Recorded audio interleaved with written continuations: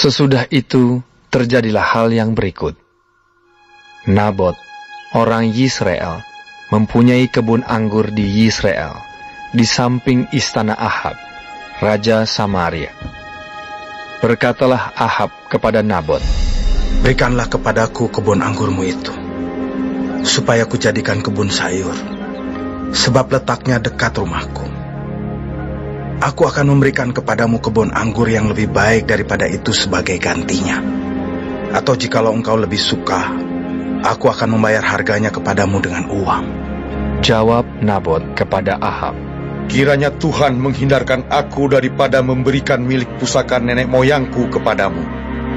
Lalu masuklah Ahab ke dalam istananya dengan kesal hati dan gusar, karena perkataan yang dikatakan Nabot, orang Yisrael itu kepadanya. "Tidak akan kuberikan kepadamu milik pusaka nenek moyangku." Maka berbaringlah ia di tempat tidurnya, dan menelungkupkan mukanya dan tidak mau makan.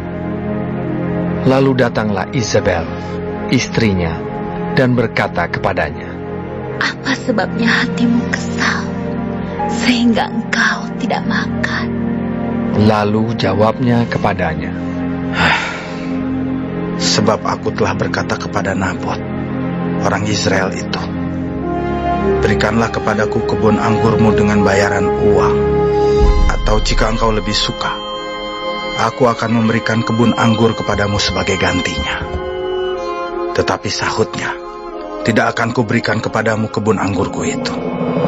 Kata Isabel, istrinya kepadanya, Bukankah engkau sekarang yang memegang kuasa raja atas Israel? Bangunlah, makanlah dan biarlah hatimu gembira. Aku akan memberikan kepadamu kebun anggur Nabot, orang Israel itu. Kemudian ia menulis surat atas nama Ahab, memeteraikannya dengan meterai raja, lalu mengirim surat itu kepada tua-tua dan pemuka-pemuka yang diam sekota dengan Nabot. Dalam surat itu ditulisnya demikian, Maklumkanlah puasa, dan suruhlah Nabot duduk paling depan di antara rakyat.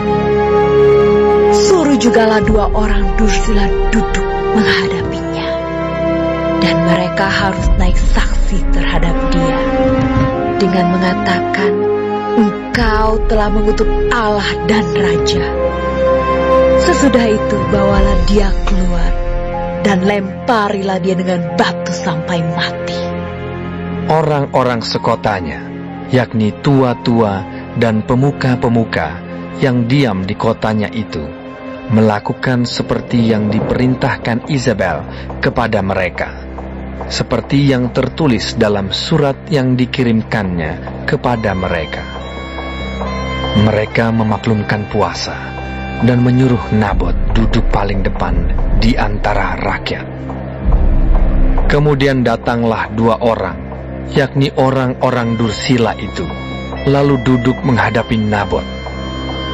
Orang-orang dursila itu naik saksi terhadap Nabot di depan rakyat. Katanya, "Nabot telah mengutuk Allah dan Raja."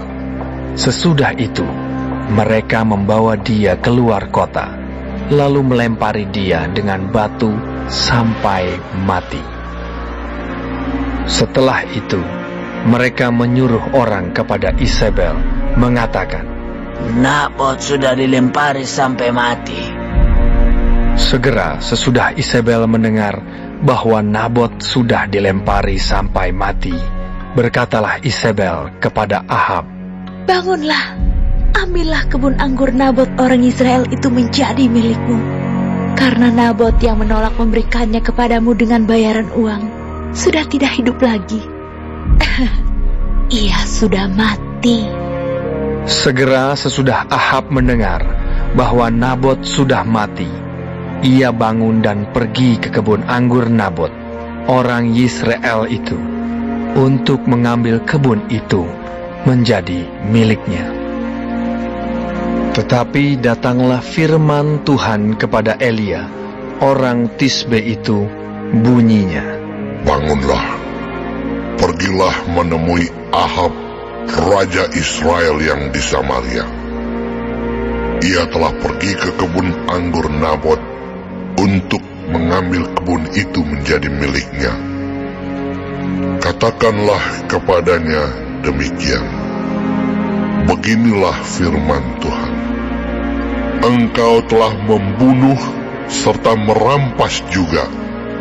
Katakan pula kepadanya. Beginilah firman Tuhan. Di tempat anjing telah menjilat darah Nabot, di situ jugalah anjing akan menjilat darahmu. Kata Ahab kepada Elia. Sekarang kau mendapat aku, hai musuhku.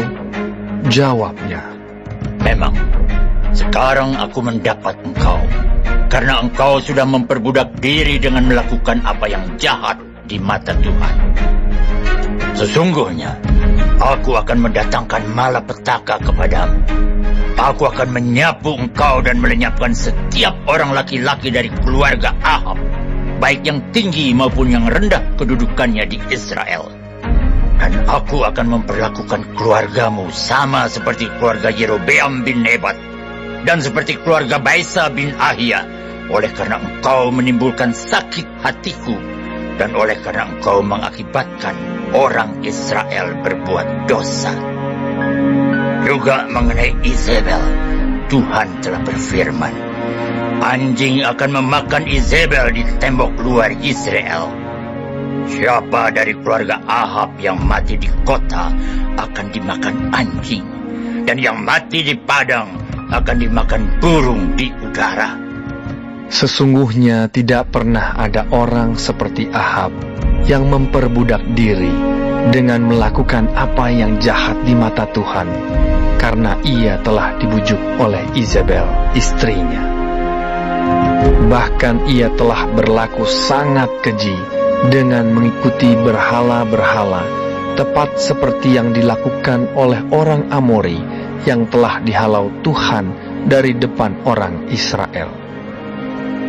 Segera sesudah Ahab mendengar perkataan itu, ia mengoyakkan pakaiannya, mengenakan kain kabung pada tubuhnya dan berpuasa. Bahkan ia tidur dengan memakai kain kabung dan berjalan dengan langkah lamban. Lalu datanglah firman Tuhan kepada Elia, orang Tisbe itu.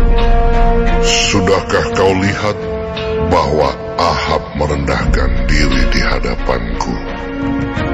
Oleh karena ia telah merendahkan diri di hadapanku, maka aku tidak akan mendatangkan malapetaka dalam zamannya. Barulah dalam zaman anaknya, aku akan mendatangkan malapetaka atas keluarganya.